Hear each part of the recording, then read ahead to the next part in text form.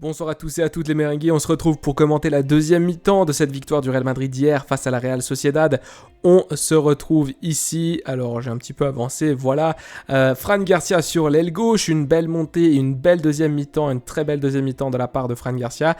Il monte, il voit l'arrivée de l'Uruguayen, il lui fait la petite passe en retrait aux abords de la surface, Fede Valverde qui va mettre un coup de canon du plat du pied.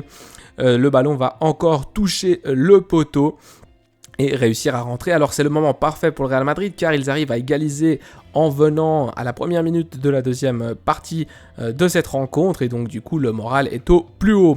On voit ici à la 48e, alors juste je crois que j'avais encore une image, voilà ici on voit bien le but de la part de Fede Valverde qui va en direction du montant et ensuite poteau rentrant. Ici à la 48e du coup on a une action typique de la Real Sociedad qui a déjà été le cas d'ailleurs en première mi-temps, c'est Kubo qui se retrouve à droite, il aspire deux joueurs du Real Madrid, fait la passe en retrait pour Brais Mendes qui frappe et ensuite je crois que ça donnera pas grand chose. On se retrouve ici à la 49e 35 secondes avec une passe interceptée par Fede Valverde. Alors je vous ai mis ceci parce que Fede Valverde, je l'avais dit, il a été absent durant la première mi-temps, pas qu'il n'était pas sur le terrain, il l'était, mais il n'a rien montré. Et là, directement, le fait d'avoir marqué ce but-là lui a donné confiance. Il était déjà beaucoup plus présent en attaque, mais aussi dans ce genre d'action défensive ici avec la Grinta qui va réussir à anticiper le mouvement. Cette passe de Merino et intercepter le ballon.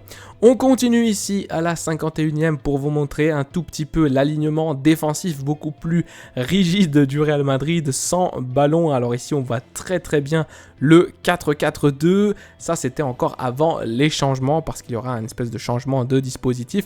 Mais vous le voyez bien ici, le 4-4-2. Vous voyez également avec le ballon. Alors je vais essayer de vous le montrer. Ceci, le numéro 4 ici qui est Zubimendi qui est vraiment le maestro du côté de la Real Sociedad qui doit diriger le jeu et les joueurs de la Real qui sont vraiment, on va dire, qui ouvrent le terrain. Ils vont essayer ici de faire des propositions d'appel, mais surtout ce qui est intéressant et par rapport aussi au Real Madrid, c'est qu'il y a des joueurs au milieu ici, hein. Il y en a 1, 2... et on peut même compter lui, mais en tout cas il y a des options de passe ici, il y en a une là, il y en a une là et il y en a une là, même si elle est difficile. Et du côté du Real Madrid, souvent on n'a pas ces gens qui viennent, ces joueurs qui viennent ici entre les lignes chercher les ballons, alors que ici on le voit clairement, il y a quand même deux joueurs qui viennent chercher la passe du côté de la Real Sociedad. On continue ici, 53e, 23. Alors pourquoi je vous ai montré ici? Ah ouais, cette action-là, c'était Alaba qui n'avait d'aucune façon une passe, une ligne de passe, et donc du coup qui court contre son camp et qui doit se retourner pour chercher son gardien. Alors j'ai trouvé ça un petit peu abusé parce que quand la Real Sociedad avait le ballon, ils arrivaient à faire tourner, et même il y a eu des séquences de possession de 5-10 minutes de la Real Sociedad où le Real Madrid ne touchait pas le ballon, et ici, par contraste, eh bien Alaba qui doit retourner vers son camp car il n'a pas de ligne de passe. Et donc le ballon ensuite qui a failli d'ailleurs être intercepté ici, si ce n'était pas le retour de Rodrigo. Alors Rodrigo, vous voyez, il doit venir ici défendre presque dans une... Enfin, il ne vient pas défendre, mais il doit venir chercher le ballon dans une zone défensive, tellement il n'y a pas de, on va dire, de construction depuis l'arrière du côté du Real Madrid. Alors c'est quand même assez étrange, et le ballon qui a failli être contré. Ici, une action de Carvajal, juste pour vous montrer que Carvajal, il est partout, il est en attaque, il est en défense. Certes, il fait quand même pas mal d'erreurs, mais c'est vraiment le meilleur Carvajal qu'on ait eu dans ce début de saison. Un Carvajal qui est très offensif et qui apporte beaucoup du coup de danger sur ce côté droite. On continue ici à la 54e. Je vous ai montré ceci pour bien exactement faire le contraste avec l'image d'avant de la Real Sociedad. Ici, Bellingham qui n'a pas vraiment de joueur entre les lignes. Alors, on pourrait dire qu'il y a ce joueur-là du Real Madrid, mais c'est vraiment difficile. Il y a Fran Garcia ici tout à gauche. Tout à droite, je ne sais pas qui c'est, il y a un autre joueur du Real Madrid. Et puis, vous voyez Roselu qui est planté, qui est pris par deux défenseurs de la Real Sociedad, et en noir vous voyez le mur de 4 joueurs qui est juste devant Bellingham. Alors Bellingham qui n'a aucune ligne de passe, qui va devoir faire la passe à côté pour essayer de faire la passe, de revenir ici, de revenir et ensuite de recommencer en arrière, etc. pour essayer de faire tourner le jeu, de balancer de droite à gauche pour trouver une ouverture, mais c'est vraiment difficile pour le Real Madrid. À la 58e et 40 secondes ici, je vous ai mis cette belle pression. Alors je sais pas qui revient, ici. Je sais pas si c'est Fran. Je crois que c'est Fran, oui. Je crois que c'est Fran Garcia qui vient ici faire la pression sur Kubo et va réussir à intercepter le ballon et ensuite, oui c'est ça, et ensuite donner un contre pour le Real Madrid. Alors Fran qui a été assez bon en deuxième mi-temps, aussi par cette compatibilité que je disais déjà, dont je parlais déjà en première mi-temps.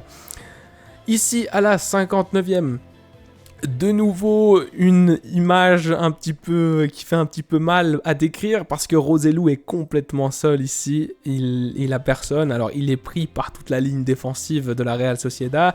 Ici, les joueurs du Real Madrid, on dirait qu'ils jouent à un jeu, je sais pas moi, la balle au prisonnier ou quelque chose comme ça, parce qu'ils sont tous à côté les uns des autres. Alors, c'est très bien, mais ça permet pas de faire avancer le jeu. Il faut des joueurs ici, là, ou ici, ou là, qui font une course ici. Enfin bref, du jeu entre les lignes, parce que s'il n'y a pas de jeu entre lignes, s'il n'y a pas de construction, c'est assez difficile. On continue ici avec une bonne ouverture pour Fran Garcia sur ce côté-là, à la 59e. Je ne sais pas si la passe, elle est de Rudiger, la passe. Je ne sais plus de qui elle est, la passe. En tout cas, une belle passe pour Fran Garcia. Et ensuite, un bon centre. Ce centre-là, au deuxième poteau, qui va faire but de Roselu qui est là. Et alors, c'est le moment intéressant parce que Roselu, il marque. Alors, c'est de belle tête, hein, Roselu. Fran Garcia qui trouve le centre ici. Un beau centre et Roselu, deuxième poteau, qui met la tête. C'est 2-1 pour le Real Madrid. Le Real Madrid qui prend du coup une longueur d'avance sur le score. Et Roselu qui sort.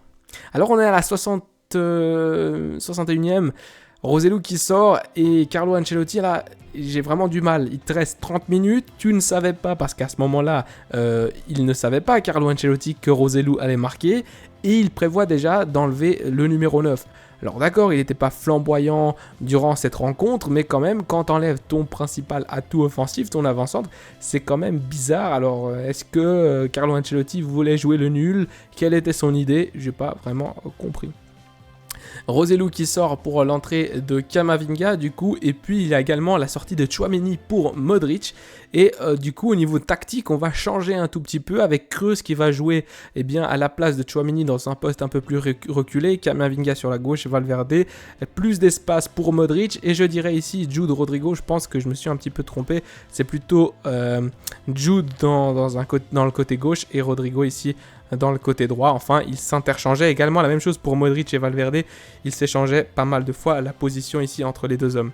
Mais bon, un réajustement tactique avec Jude Bellingham qui passe vraiment à devenir ce second attaquant plutôt qu'un milieu de terrain avec la sortie de Roselu. Alors Modric, il a fait une entrée un petit peu pathétique selon moi. Il arrive, donc là il vient de rentrer, la première chose qu'il fait c'est une grosse faute ici sur Merino. Assez frustré je pense, le Croate, le milieu de terrain, de ne pas être titulaire. Alors je ne sais pas ce qui se passe, on avait eu des rumeurs comme quoi selon le contrat qu'il a renouvelé, il devrait avoir ce rôle de titulaire, il ne l'a pas. Enfin bref, une rentrée un petit peu difficile pour Luka Modric. On arrive ici avec une bonne passe trouvée par, il me semble, Bellingham pour une belle course. Et c'est ce genre d'action qu'on a besoin, même je crois que ça donne rien à la fin, mais c'est ce genre de passe là qu'on a besoin, ce genre d'action qui casse une ligne entre 2-3 joueurs et avec une course de l'attaquant. Ici à la 67e, pourquoi avoir commenté cette photo? C'est peut-être pour dire simplement à quel point Kubo a fait peur durant ce match-là. Alors là on voit 1, 2, 3, 4, 5, 6 joueurs du Real Madrid autour du porteur du ballon Kubo qui va finir par la perdre. Mais alors je ne sais pas si c'était une consigne tactique de ne pas laisser Kubo essayer de rentrer pour armer son pied gauche. Mais voilà, une image assez drôle de commenter. On continue ici à la 67e. Pour vous montrer quelque chose qui était assez intéressant. Camavinga qui est rentré du coup, et Camavinga qui apporte la fraîcheur physique qu'il a, cette dynamique incroyable, et donc du coup ça va aller très vite entre Camavinga, Bellingham et Rodrigo, et les trois joueurs qui vont partir en contre. Ça va faire un contre pour le Real Madrid assez dangereux, qui va se finir ici par Bellingham qui se mettait en position de frappe, et finalement il va réussir à gratter la faute, une grosse faute de Merino en retard sur Bellingham. Le coup franc est tiré par Toni Kroos et il s'en va un tout petit peu au large à droite, mais avec un petit peu de chance, il aurait pu finir dans la lucarne. C'était une belle tentative de notre milieu allemand. On continue ici, encore une fois avec Camavinga pour vous montrer le changement. Camavinga sur ce milieu gauche qui fait beaucoup de bien, non seulement au niveau offensif comme on l'a vu avant sur ce contre, mais aussi au niveau défensif lorsqu'il vient vraiment presser le porteur du ballon, à l'empêcher de jouer ses coups. Ici, une vilaine faute de Fran Garcia. Alors, je ne sais pas s'il voulait se venger du match que l'a fait subir Kubo, mais une grosse faute à retardement avec du coup un carton jaune. On continue à la 73e ici. Je vous ai mis cette image parce que 73e, 73e minute, parce que Alaba aurait pu commettre un penalty un peu stupide. Alors on le voit pas ici parce que évidemment c'est une image figée, mais il donne un coup d'épaule comme ça un peu à Brais Mendes et le ballon, il n'a pas du tout les yeux rivés sur le ballon. Alors ça aurait pu être penalty s'il l'avait fait un petit peu plus fort. Évidemment c'est un léger contact, jamais l'arbitre n'aurait donné penalty, mais quand même, il faut faire attention ici à 2-1 seulement, ne pas faire ce genre de geste. Ici, on va avoir un double changement. Fran Garcia qui va sortir pour Nacho, puisque Fran Garcia vient de se choper un carton jaune. Nacho, évidemment, ce couteau de Suisse qui va jouer ici latéral gauche à la passe de Fran Garcia. Et Fran Garcia qui, évidemment, va recevoir les acclamations du public. Et je ne sais pas si vous le voyez dans le fond, le public qui se lève et qui applaudit grandement Fran Garcia, puisqu'il a fait les 2 passes décisives finalement qui nous donnent l'avantage au score.